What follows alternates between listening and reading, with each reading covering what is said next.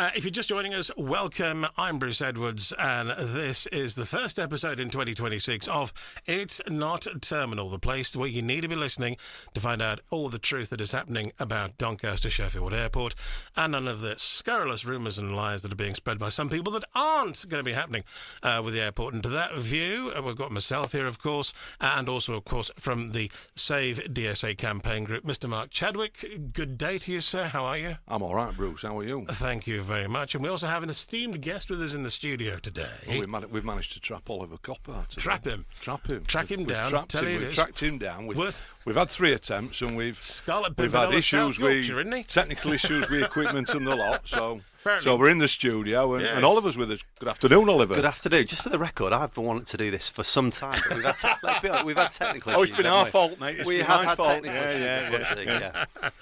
But anyway, welcome and thank you very much. We've finally got this all together, and it's great to see you.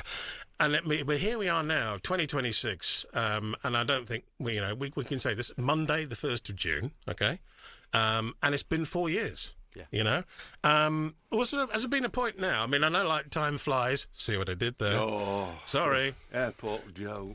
Here we go. I'll get my coat. But anyway, is there ever a point where you went home and you're looking in the shaving mirror and going, this isn't going to happen, I'm a bit worried about this? Or you could have the public face, but privately, have you ever had any doubts? Yeah, there's been some turbulence, hasn't there? Thank you. I'm here all week. Yes. I'm here all week. Yeah, I wasn't as grey when we started this, was I? No, 4 years ago. None of us were. Mark had hair. I had hair. It's been a stressful process. Yeah, I think there's been a couple of moments when I definitely questioned how we were going to take things forward. One of them was obviously right at the start, right at the outset, when Peel first announced their intentions. There was obviously that sense of how do we solve this problem?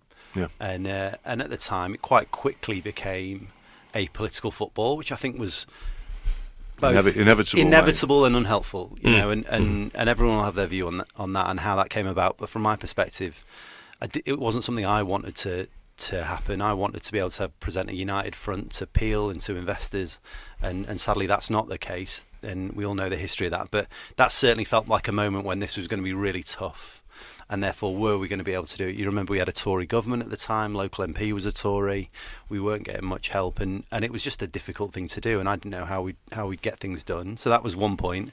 And then most recently, obviously, when we were seeing the councillors in Doncaster look again at the numbers and try and work out whether or not they were now prepared to still support the airport reopening, or whether they were going to change their mind and go back on the decision they'd made last year. You know, as I said at the time, and I said in my letter to them before they took that vote, if they did decide not to back the project and not to back the borrowing that was required by Doncaster Council, that would have killed the project. Yeah. And I was probably a bit more circumspect in public, but the truth is, behind closed doors at the MCA... I thought you were actually quite frank in some ways in that letter. I hope so, because I was as clear as I could be with them. I wanted to sort of leave open a glimmer, because we would have tried everything we could, you know, had they taken that decision, to find another way forward. But the truth is, we didn't really have a trick up our sleeve to play at that point. So, yeah, look, that was obviously a moment when I was thinking if they did take that decision. And honestly, you know, right up until the last couple of days beforehand, when I was getting texts from various people and sort of beginning to hear that people were sort of changing their minds, I thought they were all steam ahead to cancel that money, and that would have killed the project, and we would have been right back to where we started. So, look, I'm pleased they took a different view. It has caused us some problems. It has created a load of uncertainty that we didn't need, but we are where we are, and we're in a good place, and we're moving forward. Yeah, more delays, isn't it? That's all it is. Yeah, it is more delays, and it just didn't need to happen. You know, there was no reason why we needed to have that delay, have that uncertainty. We'd had those conversations last year. We'd given everybody the opportunity to see the numbers, see all the work that we'd done, a huge amount of work, and I can talk about that. But, you know, we didn't need to get to that point, certainly not publicly, and it doesn't do anyone any favours. It doesn't help. The more we can keep politics away from this and just move forward as it is with a big investable project, I think the better off everybody will be. I mean, we saw it on social media. As soon as that all started, all the trolls started coming out of the woodwork and spreading the negative. Yeah, look, and people on my side of politics will blame that side, and that side will blame me. But look, honestly, it doesn't do anyone any favours. It doesn't help anyone. No, it just slows it all down. Create a single job. It doesn't create a single opportunity for people in Doncaster. It doesn't get us any closer to getting a flight off the ground.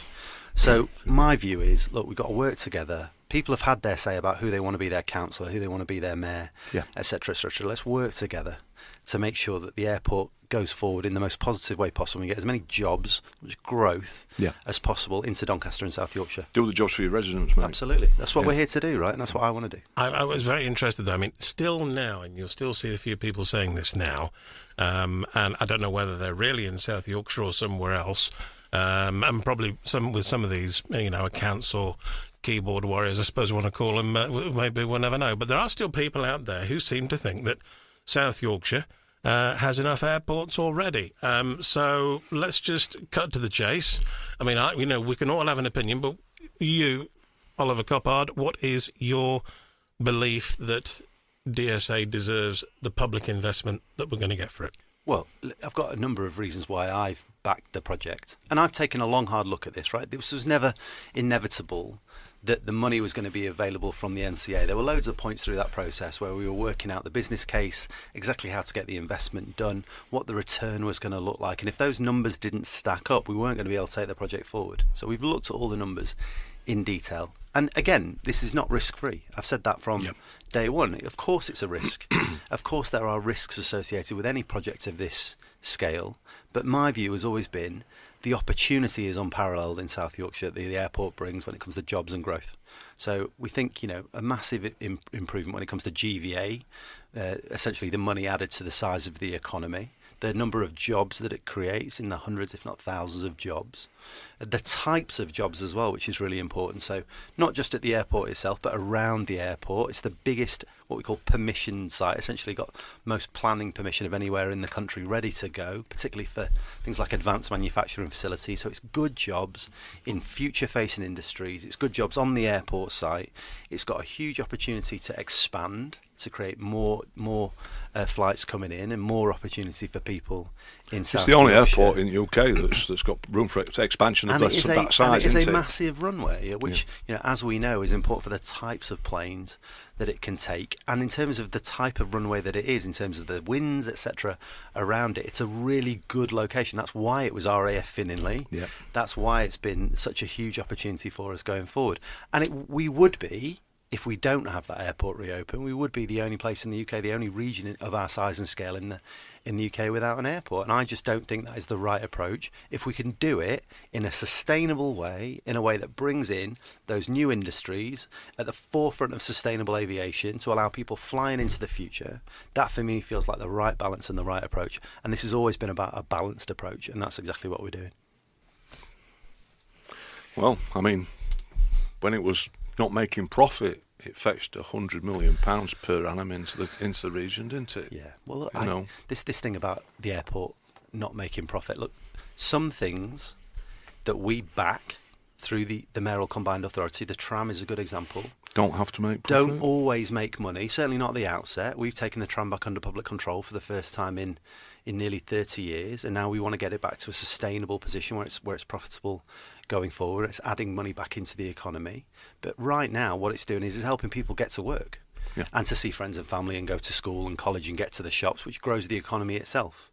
Now, as a combined authority with public money, we're going to invest in those things that help us grow the economy of South Yorkshire. Now, over time, of course, I want the airport to succeed. I want it to thrive. I want it to make a load of money for people in this region, in this area. And we can't subsidise it forever. It can't be a blank cheque. I've always said we've got to have a ceiling on the amount of money that we can contribute, purely because we only have a certain amount of money to contribute to the project. But that said, it is going to need a bit of subsidy and a bit of help in the first instance, and that's exactly what we're doing. I think that's the right approach to create those jobs and those industries, and sometimes that's what it takes, and that's what we're here to do. That's what the government, local government, regional government, your mayor's here to do, is to take some sensible and smart bets, make those decisions based on the balance of what we know, and then move us all forward by investing in that way. And that's what we're doing in Doncaster. It's because as well, it's going to be a tough decision to make. And I know there's been a lot of debate about this already. And there's a number of different options, whether to put in a spur or a loop off the East Coast Main Line. I know you yourself have mentioned about tram going all the way to the airport. Good idea. But you look at the successful airports in Britain, like particularly Manchester, Birmingham, London and Gatwick, Stansted, they've all got rail links, and I can imagine that getting some kind of link on steel rails, whether it's light rail or off the main line, there's going to be a decision that you're going to come to, not necessarily, next week, but it's certainly going to be something that you're looking at, I would hope. Yeah, absolutely. We want to invest in that site. And so, look, we want to be able to look at the options. And when I say tram, I'm talking about tram train. Sorry, I realise I say tram often, yes. But it's a tram train option. Yes. We're pioneers in the UK when it comes to tram train technology in South Yorkshire. So we think we can get potentially a tram train network out across the whole of South Yorkshire, and the airport would be a really good place to take that over time. Clearly, the East Coast Main Line, we already asked the government back in the day for an investment. That was £300 million off the last government. They turned that down. The East Coast is one of the options, but the Lincoln Line is the other one. So loads of options, as well as what we can do using the bus network once you take that back under public control, and loads of other things besides. So there's massive opportunity. That's why we did what's called a surface access strategy as part of the work that we've done. That's all available for people. That's where the work came up for Junction 3 as well, wasn't it? Exactly, and we're looking at how we can expand Junction 3, and we're working very well with the government there on the investment, the money that we need in order to get that done, because that's not cheap or easy. So look, none of these things are quick. None of these things are easy things to do, but that's what it means to plan for the long term. That's what it means to do the work now. That's 5 to 10 and move years, Things forward. At least, look, for a tram train link, a Lincoln Line, an East Coast Main Line. Yeah. But I might not be mayor. Yeah. Right? I'm gonna break some news here. In 20 years' time, I might not be mayor. But what I hope I'm doing is setting us on the right path. So whoever is the mayor at that point, whatever political party they're from, they can cut a ribbon and know that we're moving forward. This region's going in the right direction with the right sort of transport connectivity. What we've lacked for all these years right across South Yorkshire, it is getting better, but the airport's got to be a huge part of that plan. Yeah. I mean, connectivity, we're going to need that, aren't we? Cargo now seems to be a major part of long-term vision for DSA. And how important is freight and logistics compared to passenger flights in making the airport successful?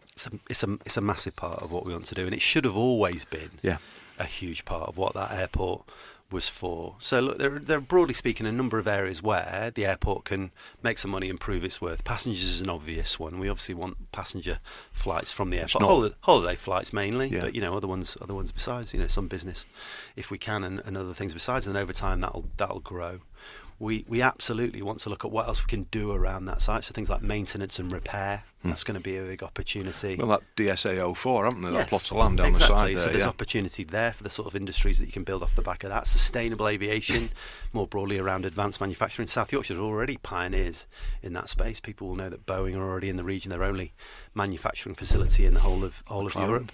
McLaren are in the region, a bunch of other people besides. And then, as you say, cargo's got to be a big part of that. Freight has got to be a big part of that going forward too. Now, we know that the global demand for air freight is expected to outstrip UK GDP in the coming years. Wow. So it's a growing industry, it's a growing opportunity. We've already got loads of logistics hubs in South Yorkshire. Now I want to move that forward. There's already plans around Barnsley for this tech town concept.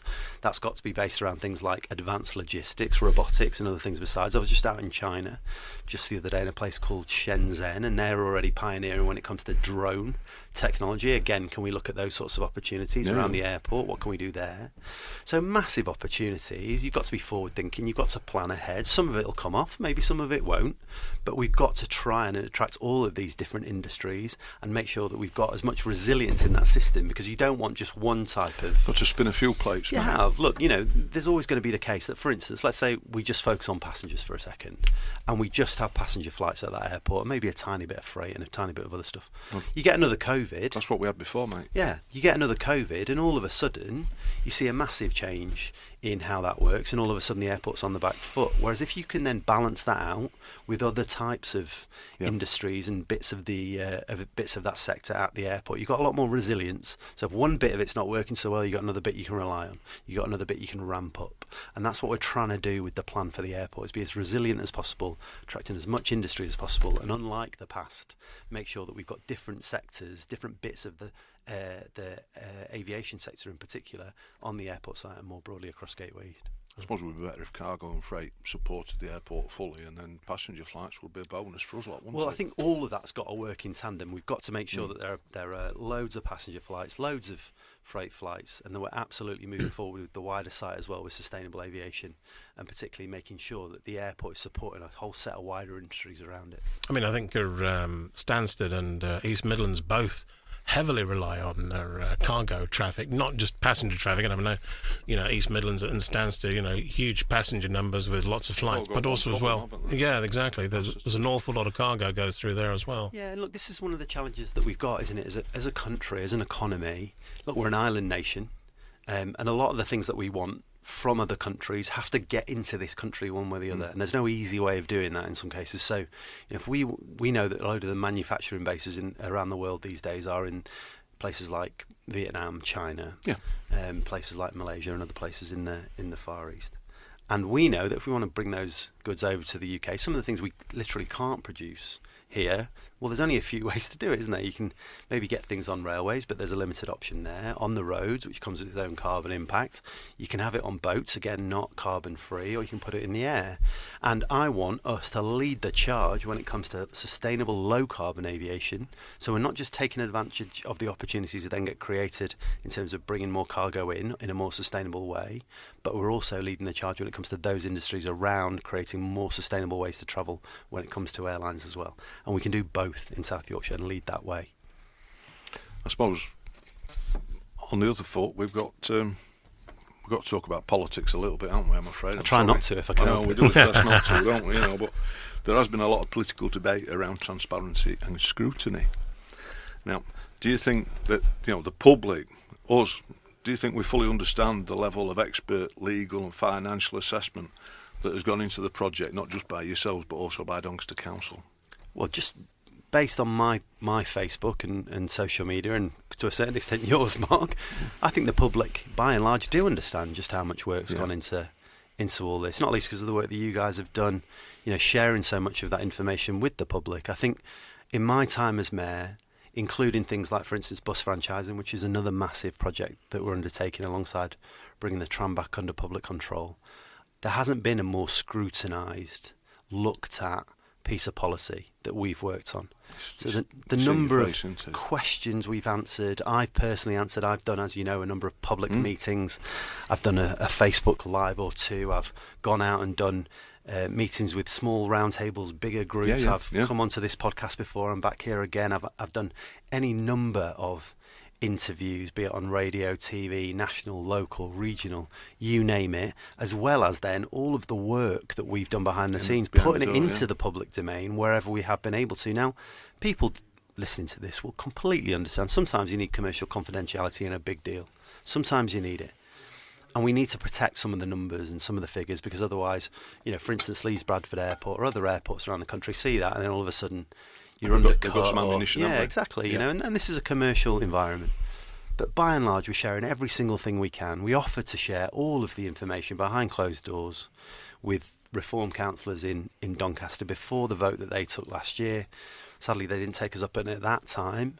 But we've offered to share all of this information to make sure that councillors voting on it have got what they need. But more broadly, and more importantly, actually, the public can see that we're doing everything in the right way, that I've put myself up for interrogation from journalists right across the country to say, look, I'm happy to answer any question, anytime, anywhere about why we're doing it, what we're doing, and hopefully give people some confidence that we're doing this all in the right way for the right reasons, which we absolutely are. And I couldn't be clearer about my hopes for the airport, absolutely what we want to achieve, but also the fact that there are risks associated with it. There are challenges, absolutely. And I've always been really upfront about that with you and everybody else, because I think that's only fair. Yeah. Right? But I am determined to try and make this work, and I'll do everything I can. I'll keep on talking about it whenever anybody puts me in front of a microphone to give me the opportunity to do just that. You've got many hats though, mate. I do. But I'm always happy to talk about the airport, as you know. Yeah. Just in case you just joined us halfway through this, just to remind you, this is the first episode in 2026 of It's Not Terminal. Monday the 1st of June on a Monday afternoon in 2026, recording here with myself, Bruce Edwards, and also Mark Chadwick from the Stadium Garage and the campaign group Save DSA, and Mayor of South Yorkshire, Oliver Coppard, here with us in the studio, talking about the latest news that is happening as regards the airport and where we're getting up to. And you mentioned about going to China a few minutes ago, if I can. What were the conversations that you had? I mean, because the Chinese, they can be very, very positive in some ways, but Some people say sometimes they're great to talk to in business and very polite, but you don't tend to get much out of them maybe, or sometimes it's hard to get guarantees. How was the trip for you, first of all? So let me explain why we went. So the Sheffield Chamber of Commerce was running a trade mission to China. So they were going to the Greater Bay Area. Sure.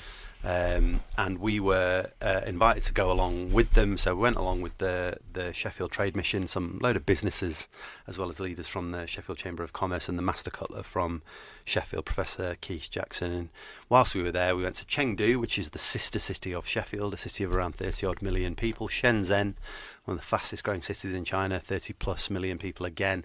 And then Hong Kong, which is the Greater Bay Area. And we went there in order to talk to investors and make sure that they understood exactly what we have to offer in South Yorkshire when it comes to those relationships with China. Because say what you want about China, but it's a massive economic opportunity. You have to be absolutely clear-eyed about that relationship, and I think we were, absolutely, when we went out there. Took some very good advice about how to engage in that relationship. And it is a business exchange, essentially. So look, I was talking absolutely about all the brilliant things happening in South Yorkshire, and the airport clearly right at the top of that list. And so saying to people in, particularly for instance Chengdu, where they've got 2 international airports serving around 95 million passengers every single year, wow. And they want more direct flights and more relationships through the airport with Europe. Now they were telling us, look, they've gone backwards in terms of their routes to Europe since COVID, because that put them on the back foot because of all the restrictions, and they're looking at more opportunities there. So we were talking to them about DSA, but also with other investors out in China about what they might see as the opportunity around the airport. But even if it's not a direct investment into the airport, we're saying to them, look, if you want to come and invest in South Yorkshire, one of the reasons why you might want to come and invest in South Yorkshire is because we will have an international airport on our doorstep for your business travel, for your freight, or whatever else it might be. So it's not just about the sustainable aviation sector, it's also about those other opportunities that businesses want. And actually, when we were going through that period, when Doncaster councillors were again looking at the money and looking at the numbers and throwing some doubt onto the future of the airport, I got any number of messages, texts, phone calls from investors in South Yorkshire already saying to me, what's going on with the airport? I thought it was moving forward. I thought it was being reopened. What's happening? Is it going to go forward? Because they were worried about the future of their investment into South Yorkshire, and that's one of the reasons why there's such an important move for us as a region. Because people like that, putting big money into South Yorkshire, do want to see that airport reopened. Brilliant. I was going to say, as well, with regards as well to the what you were doing in China, are there any other places, for example, in the Middle East, in the Gulf, where you're looking for either sort of business connections or investment, or is he focusing on China or anywhere? I mean, obviously... The places we've been particularly looking at, other than China, we've been going out to the States and talking there to a number of both mayors and business leaders in the States. So I'm part of an international network of mayors called the You were there for a bit, didn't you? I worked in Congress briefly. I was an intern there. I was doing photocopier mainly when I was in Congress. But you were the T-boy. I was essentially. Sorry, mate. But look, good experience and good grounding. But I was out there talking to businesses in St. Louis, Pittsburgh, which is one of the fastest growing cities in the States. Well, hey. Detroit. Sorry.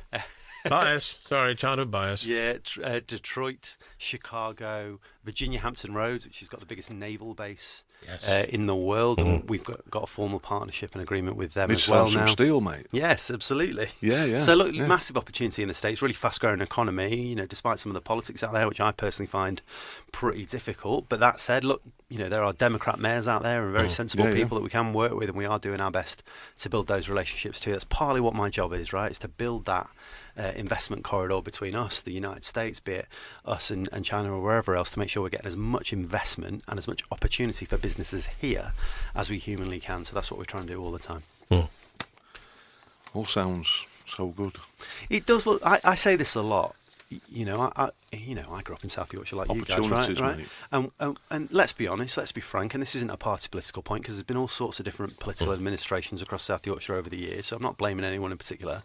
But I don't think anyone can say that overall South Yorkshire's been on the right path for 20, 30 years, right? I think we've struggled to know what we're about, what we're for, who we are, what's our place in the world. You couldn't say that 60 years ago. You knew who we were, didn't you? Yeah. We might have been a place that dug up coal from under our feet or built steel, or made things. Or made things. So it wasn't easy work, but we knew what we were about in South Yorkshire, and the world knew. There were a big list of manufacturing, weren't there, at one time in South Yorkshire? The cutlery centre of the world in Sheffield, and rail in Doncaster, and a bunch of other things. Tractors, right? Peddlers, Royal Scotsman, you name it, right? But look, riding wire. We haven't known for a while what we're for. What's our purpose, right? So I always say pride, purpose, and prosperity. Those things go hand in hand, and I'm determined to make sure we're taking decisions in the long-term interests of South Yorkshire that restore that pride, that purpose, and that prosperity.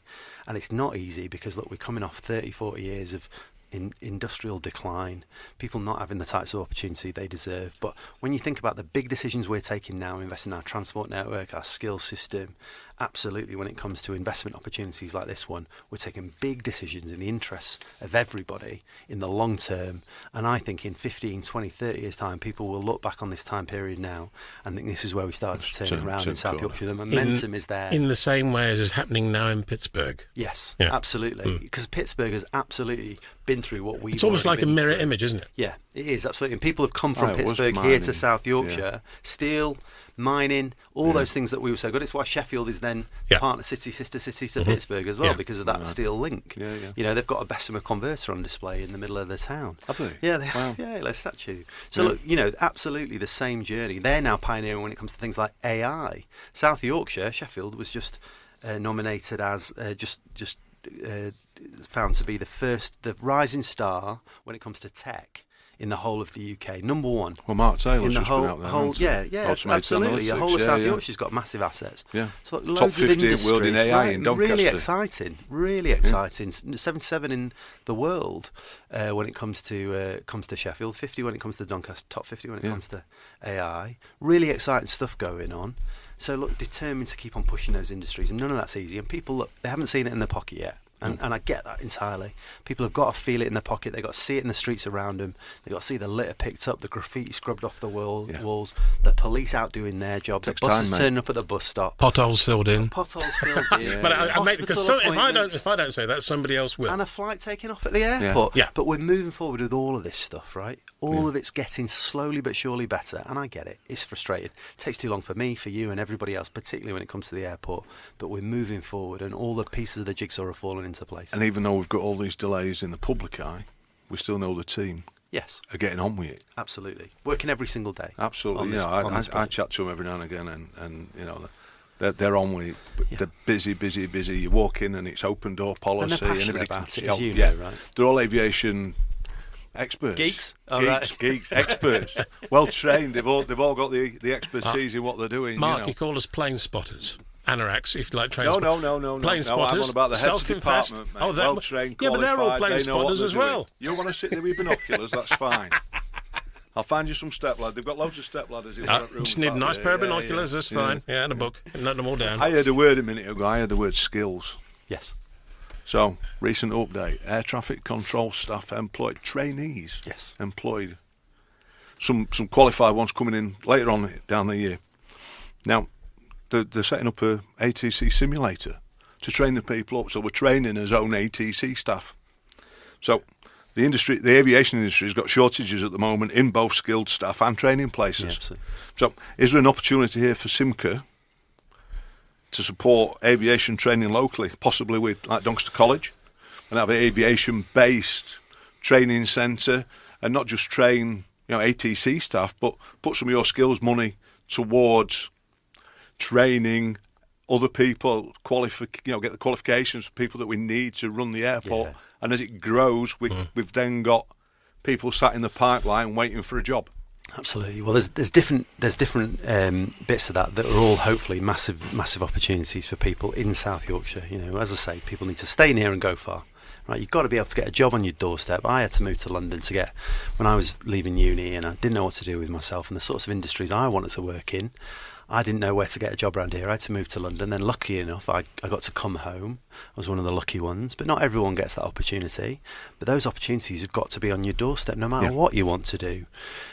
So look, we've got to use the airport in that way, be it air traffic control, absolutely, be it all those opportunities on the airport itself. Engineering, for instance, the maintenance of aircraft, massive opportunity, and again, a massive shortage of those. Well, look at 2XL only the other day, posting another group of apprentices. Really good example. Mm-hmm. But as well as all that, you've got the other jobs on the site, be it, who's going to run all the bars and the cafes and everything else at the airport, who's going to run the security, who's going to be on the front desk, what about any sort of air stewards who might want to base themselves in Doncaster as they previously did. They've got a little bit of the college for that already, haven't they, for absolutely. the stewards? And, I was in Doncaster the other day, and I got stopped by a bloke asking me about what's going on with security. He wants a job back at the airport. Who do I need to speak to? I've had one at fireman in today, mate, asking me what's going on. Right? All that sort of stuff. But then you've got the wider site as well. So you're going to have a load of construction on there. That brings in a load of jobs, a load of houses that'll go on the site. But then you've got the wider industrial uses around there, as you say, around things like. I mean, it goes all the way from the airport up to the Botry Road, doesn't it? Exactly right. And we've got increasingly a cluster growing in South Yorkshire when it comes to advanced manufacturing, building out from Sheffield and Rotherham into Doncaster. It was actually my first manifesto in 2022. I said an innovation, advanced manufacturing corridor from Doncaster to Sheffield, and that's what we're building. And so those opportunities are going to be huge. They've created a huge amount of growth in Rotherham. Rotherham is now the fastest growing sub-regional economy in the whole of the country. 64% productivity growth in Rotherham over the last 20 years, faster than anywhere else. And we can do that again in Doncaster with that advanced manufacturing sector, and that's why we're investing. And none of that's quick again. You've got to build those advanced manufacturing facilities. What happened at what used to be Orgreave took 20, 30 years, right, to go from what it was, which was an old coking plant where you had the Battle of Orgreave. It was a wasteland by the time they got older. So what it is today is 40 years, right? But ultimately, what you've got there now is 3,000 homes. You've got McLaren, Boeing, Rolls-Royce, the University of Sheffield. You've got a bunch of other people doing really advanced, leading work on that site, Daniele. You've got some clothing manufacturers actually down there, SDP Apparel, one of the biggest, fastest-growing sports brands in the country, all on that site. And that's what's creating the growth. And we've now got the opportunity to extend that out into Doncaster at the airport, the Gateway site. And that's why we're doing what we do. And it's got to be about jobs and growth, and it's got to be supported by a skill system, which we now, through devolution, help to control, and we can do all of that work together. So it's a really exciting opportunity. Excellent. That's really good. Can you give us a hint about what the next bit of good news we can be looking out for? I'm going to put you on the spot in the nicest possible way, and you can just turn around to me and say, I can't say anything. But no, seriously. There's always good news. There's always good news to look forward to. But you understand. When it happens. But you understand, people are now starting, there's some good, and there's more good news, and there's more, and people are now starting, I think, when we were talking about this and getting people aware of, what's coming and the expectation of it and the reality of it, people are now starting to look for the next piece of good news, aren't they? They're starting to get into maybe I dare even say, the E word, starting to get excited. Yes, I hope so. Well, look, there's a load of stuff going on behind the scenes, as you'd imagine. People have talked about, clearly, the work going on with Peel. Right, and we've all had our conversations about Peel, and I've said what I've said, and on record about my frustrations. I think we know now we've got to work with them. Exactly, and that's exactly what I was going to say. Look, to be fair to Peel, they are working with us proactively on sorting out this lease and moving forward on that basis, and we're doing everything we can behind the scenes. But at the same time, we've got that twin track approach of hiring people, moving forward with the work on the site. We'll have a project management team that'll come in, another set of people that'll come in to help do the development. It won't be long before we'll start talking about who we're going to work with in terms of international airports around the world where we'll be working with in order to get the passenger flights and everything else off the ground too. So look, loads of work that is happening. I can't talk about very much of it in the public domain yet, but I'm always happy to come back and have another conversation, and when we can, we'll absolutely let people know, because as I said before, it's got to be transparent, accountable. When we do announce that, people can look at the numbers themselves, they can look at what we have and haven't done and have their own view and criticise it or challenge it. I'll happily defend the work that we've done, because I will only take those decisions in the interests of everybody across South Yorkshire and taxpayers' money. I think the biggest problem we've got is a lot of people read social media and they believe what somebody's typed. Yeah, look, I from somebody that's not even involved in the job, really. Ultimately, this is my frustration. Lots of people have got opinions about what we're doing right, what we're doing wrong, but nobody outside quite a small group of people see the entirety of what's going on. The challenges, the risks, the opportunities, some of the things we can and will talk about, some of the things that are harder to talk about. Only a small number of people, it's probably 7 or 8 people who see all of it. Every single document, every single risk, every single opportunity, everything. Every conversation we have with government, every conversation we have with an investor, there's only a small number of us. So sometimes, people are very quick to criticise, but the truth is, actually, by and large, we're making huge progress. We're taking decisions absolutely in the public interest. We're protecting taxpayers' money, but investing for the future. And we're going to get this airport up and running as quickly as we can. And everyone's entitled, of course, to take a different view about whether or not they think this is the right thing for South Yorkshire or the right way forward. I'm the elected mayor of South Yorkshire, and I think this is the right way forward because I've seen the documents, I've had those conversations, and there is no bigger opportunity on our doorstep than DSA. Thank you. I was going to say, we're coming to the end of this probably now, but I know Mark's got one final question. I'm going to kind of do a different one with a slightly different spin. So I'm not going to steal Mark's final question, but I'm going to say to you, Oliver Coppard, if there was one, going right back to the beginning, if there was one thing you would have done differently, what would it be? One thing I would have done differently. Not listen to that bloke on the internet. Yeah, don't return Mark's phone call when he first called. What would I have done differently? Look, I think hindsight's easy, right? It is. Hindsight. But there must be so much absolutely. There's 100 things I might have done differently. Most of them quite small things, just different ways of approaching conversations often or challenges that we've faced. I think quite early on, I was so invested in having meetings, conversations, working internally in the MCA and with partners, with government, on trying to solve this problem that I probably took my eye off the ball when it comes to communicating effectively about what was going on and why. Yeah. And we lost the communications battle relatively early on and didn't allow people to see why the decisions that we were taking along the way weren't only the right decisions, but often were the only decisions we could possibly take. Because what a lot of people who like to criticise our approach don't engage with is what's the alternative.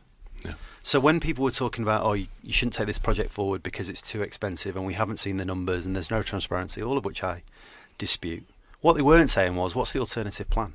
Because actually to close down the airport would cost tens of millions of pounds. To rip out all that concrete, find a new use for the site, it would have been left derelict for any number of years. That creates its own social problem. Does it become a site that attracts antisocial behaviour, crime? Massive site like that, it's hard to police and to secure the environmental impact.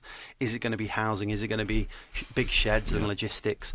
What's your alternative use for that site and for the people and economy of Doncaster and South Yorkshire? So look, it's all well and good saying intermittently on podcasts like this is the right thing and this is why, but actually I think what I didn't do at the beginning of the process was communicate more regularly about why we were doing what we were doing and why it was the only way forward that was realistic and viable, because people got it in their heads that there was some other way of doing this, none of which we looked at every option and every opportunity and every available path through, but this is the only viable path to reopening DSA, and that's why we've taken the approach that we have. Thank you very much. And Mark, well, I think finally, actually, we've got. Well, you got one last. I've got one last question, haven't I? Yeah. Right. So we've got lots of people. Besides me, there's lots of people that fought to save DSA from day one. This isn't a question about me, by the way. This is for the people on the group, the supporters, the people that have turned up at the rallies and the public meetings and what have you. And what would you say to them that has been the single biggest lesson from this entire campaign, besides what you've just told us? Well, can I have two? Because I think there's two equally important lessons. One is just how important people's voices are, more important than I think anyone often believes at this moment in time in history. Like, it's incredibly important that if you see something wrong in your community, if there's something that you don't like, if there's something you want to change, getting together with a bunch of like-minded people can change the world. And that's exactly what's happened in this case, led, Mark, by you and a bunch of other people, all of whom have put countless hours into this campaign to reopen DSA, and that's why we are where we are. As much as politicians get to do the work, it is people calling for it that makes the path clear, right? Yeah. That's how we get the space to do what we need to do. And then secondly, I would say there's a lesson in here for governments, don't mean locally or regionally, but I mean national governments, about who should own and control the really important bits of infrastructure in this country. Yeah. Because I think the big problem that we faced right from the outset was Peel owned the land, Peel owned the infrastructure, and if we wanted that back, there wasn't very much we could do other than go to Peel and say, let's negotiate. And they have the whip hand in that conversation, of course they do. Yeah. So actually, what we're doing with the buses, bringing them back under public control, what we've done with the tram network, bringing that back under public control. I know Andy Burnham, the Mayor of Greater Manchester, and who's wanted to become an MP at the moment, has said, look, water should be back under public control, energy as well. Look, these things are not easy. They're really expensive, and I don't know how you pay for those things. That's my question mark. Yeah. But going forward, got to be really careful about handing over the keys. A little bit of legislation just to stop infrastructure like DSA being closed. Infrastructure in particular, allowing at that point mayors to be able to step in and say, actually, we've got to have another think about this. You've got to find a way to prolong this, 6 months, 8 months, 12 months. I mean, we tried, didn't you? Yeah, absolutely, we tried. You remember the Civil Contingencies Act that we tried to use, a bunch of other things besides. The government at the time refused to engage us in that conversation. There's got to be. None of this is easy. I'm not putting this on the government and saying they should have done it yesterday and click the fingers, because there's all sorts of challenges with how you pay for this stuff, how you make this stuff work, how you change the law. But you even offered Peel money, didn't you, to keep it open? Absolutely, we did. But look, I just worry about who controls the infrastructure in this country. If it's private companies, often headquartered elsewhere, offshore, not even British companies, what does that mean when companies then want to close things down, particularly at pace, like they did in Doncaster? Now, as I say, not having a go at Peel, we're now working with them, we're trying to work with them in a really positive way, and they're leaning into that, so I'm grateful. But we do need to look again as a country, I think, about how we take back control over some of those commanding heights of the economy and make sure that we're, as people, in charge a bit more. Yeah, well, thanks, mate. Absolutely superb again. Absolute pleasure. Thanks for your open and honest answers. And that has been it. It's been a pleasure, gentlemen. Thank you for joining us. That was the very first episode of It's Not Terminal for June 2026. I'm Bruce Edwards, and my thanks once again to Mark Chadwick and Oliver Coppard for joining us in the studio, and more again very soon. Don't forget, of course, to check out the website, and of course you can find Mark Chadwick's Facebook group, #SaveDSA, Save Doncaster Sheffield Airport. Find him on Facebook and on the internet. Google him and click on and make sure you subscribe. We've even got a YouTube channel. And you've even got a YouTube channel now, haven't you? Yes. So follow that, and of course you'll hear all the latest news very soon, and we'll have another podcast for you very soon as well. Gentlemen, thank you for coming today. Thanks, Bruce.